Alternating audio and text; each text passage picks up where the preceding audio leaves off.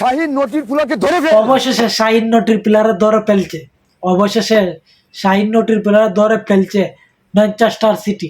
হালান্ডের একমাত্র গোলে প্রিমিয়ার লিগের নাম্বার 1 টেবিল টপার হালান্ডের একমাত্র গোলে 1-0 গোলে ম্যানচেস্টার সিটি জিতে গেছে। আর আজ ম্যানচেস্টার সিটি প্রিমিয়ার লিগের নাম্বার 1 হয়ে গেছে। অবশেষে শাহিন নটির প্লেয়ারে ধরে ফেলছে ম্যানচেস্টার সিটি। আর্সেনালের কথা আর বলার কোনো কিছু নাই। গত 1 মাস আগেও ভাবতে পারছি না ম্যানচেস্টার সিটির নাম্বার 1 আসবে, কারণ 10 পয়েন্ট ব্যবধান আছিল, 10 পয়েন্ট। কিন্তু আজ অবশ্যই নাম্বার 1 ম্যানচেস্টার সিটি 70 পয়েন্ট লইয়া সমান 70 পয়েন্ট লইয়া গোল ব্যবধানে নাম্বার 1 ম্যানচেস্টার সিটি।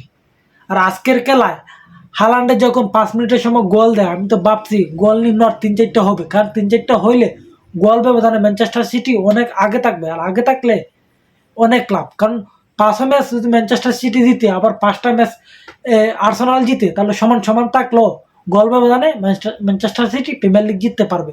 কিন্তু না, কি আর গোল দিব, প্রথম তো মনে করছিলাম 5 মিনিটের সময় যেভাবে গোল দিছে আর 3-4টা হবে, 3-4টা হইল না। লাস্টের দিকে চিরকি হালান্ড নিকু 3জনে মিললাম যে 3-4টা শট নিছিল, যদি গোলকি না হেরাইতো, নিকুটা তো বাইরে দিয়ে গেছে, হালকা বাইরে দিয়ে।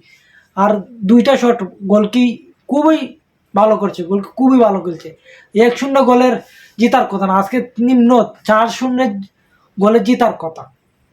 কিন্তু দিন শেষে একটাই কথা, ম্যানচেস্টার সিটি ইংলিশ প্রিমিয়ার লিগের নাম্বার 1, এটা দেখেই আলহামদুলিল্লাহ।